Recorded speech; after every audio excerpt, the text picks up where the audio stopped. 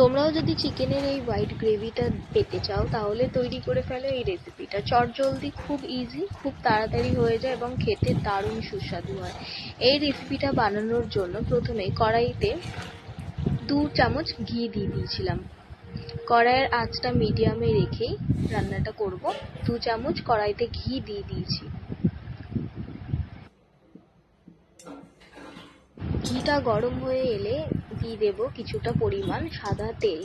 আমি 500 gram chicken use করেছি, তাই এতটা পরিমাণেই সাদা তেল দিলাম। তোমরা যেরকম চিকেন ইউজ করবে সেই অনুযায়ী সাদা তেল দিতে পারো। এরপরে চিকেনগুলো আমি তেলের মধ্যে দিয়ে দেব। চিকেনগুলো আমি কোনো কিছু দিয়ে ম্যারিনেট করিনি, শুধু ধুয়ে রেখে দিয়েছিলাম। তো চিকেনগুলো দিয়ে দেওয়ার পরে ভালো করে নেড়ে নিতে হবে।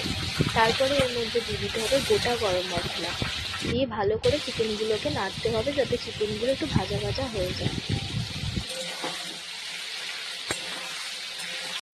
তো দেখতেই পাচ্ছ চিকেনগুলো ভাজা ভাজা হয়ে এসেছে, খুব সুন্দর একটা কালার, এবং চিকেন তার নিজেরই জল ছেড়েছে। সেই জলটা দিয়ে রান্না করব, এক্সট্রা কোনো রকম জল দেব না। এবার এর মধ্যে দিয়ে দিতে হবে একটা পেস্ট। এটার মধ্যে আমি টমেটো, পেঁয়াজ, আদা, রসুন এবং 4টে কাঁচা লঙ্কা অ্যাড করে দিয়েছিলাম।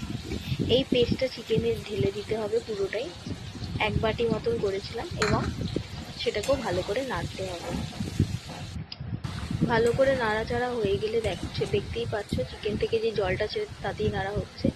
এবার দিয়ে দেবো কিছু গুঁড়ো গরম মশলা, যেমন হচ্ছে চিকেন মশলা, লঙ্কার গুঁড়ো, অল্প একটু হলুদ গুঁড়ো আর জিরে গুঁড়ো। লঙ্কার গুঁড়োটা আমি এখানে কাশ্মীরি লঙ্কা অ্যাড করেছি, তোমরা চাইলে স্কিপ করে দিতে পারো, অসুবিধা নেই। এবার দিয়ে দেবো পরিমাণ মতো নুন এবং 1 টুকরো লেবু। যেহেতু কাঁচা লঙ্কা ইউজ করেছিলাম তাই এক্সট্রা করে কোনো লঙ্কার গুঁড়ো দিইনি, কাশ্মীরি লঙ্কার গুঁড়োটাই ইউজ করেছিলাম যাতে একটু কালারটা সুন্দর হয়। এবার দিয়ে দিতে হবে এখানে একটা পেস্টটা আমি তৈরি করেছিলাম কাজু এবং মগজদানা বাটা দিয়ে। 1/2 বাটি মতন বানিয়েছিলাম পেস্টটা দিয়েও ভালো করে নাড়তে হবে। গ্যাসের ফ্লেমটা আমি তখন লো করে দিচ্ছি। গ্যাসের ফ্লেম লো করে ভালো করে নাড়তে হবে। নাড়া হয়ে গেলে এখানে দেখতেই পাচ্ছ খুব সুন্দরভাবে তেল ছেড়ে দিয়েছে এবং চিকেনের কালারটাও কিন্তু দারুণ এসেছে। এবার গ্যাসের ফ্লেমটাকে একটু জোরে করে নাড়তে হবে যাতে চিকেনটা ভালোভাবে কষে যায়। তো দেখতেই পাচ্ছ কষানো হয়ে গেছে। এবার দিয়ে দেবো 1/2 কাপ মতো দই। ফ্যাটানো টক দই আমি এখানে ইউজ করেছিলাম। তো টক দইটা দেওয়ার পরে গ্যাসের ফ্লেমটা মিডিয়াম করে দিয়ে ভালো করে নাড়তে হবে। দেখো কি সুন্দর তেল ছেড়ে এসেছে নাড়ার পরে। এবার গ্যাসের ফ্লেমটাকে তুমি মিডিয়াম থেকে একটু লো করে দাও। এবার আমি এখানে মগজদানা কাজুর যে জলটা ছিল এক্সট্রা, সেই জলটা এখানে দিয়ে দিলাম। এক্সট্রা কোনো জল দেওয়ার আর দরকার নেই, এই জলে এবার চিকেনটা রান্না হবে।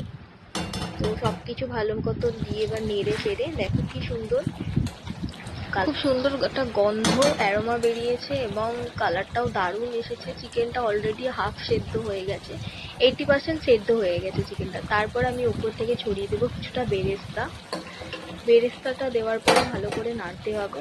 চিকেনটা কিন্তু মিডিয়াম ফ্লেমে রেখেই করতে হবে, এতে কি হবে চিকেনটা তোমার সেদ্ধও হয়ে যাবে। আমি 10 মিনিট মতন চিকেনটা তারপরে চাপা দিয়ে আবার নাড়ছি। তো চিকেনটা দেখো পুরো সেদ্ধ হয়ে গেছে এবং দারুণ খেতে হয়েছে। যে কোনো ভাত বা রুটি দিয়ে সার্ভ করতে পারো এই দারুণ মজার রেসিপিটা।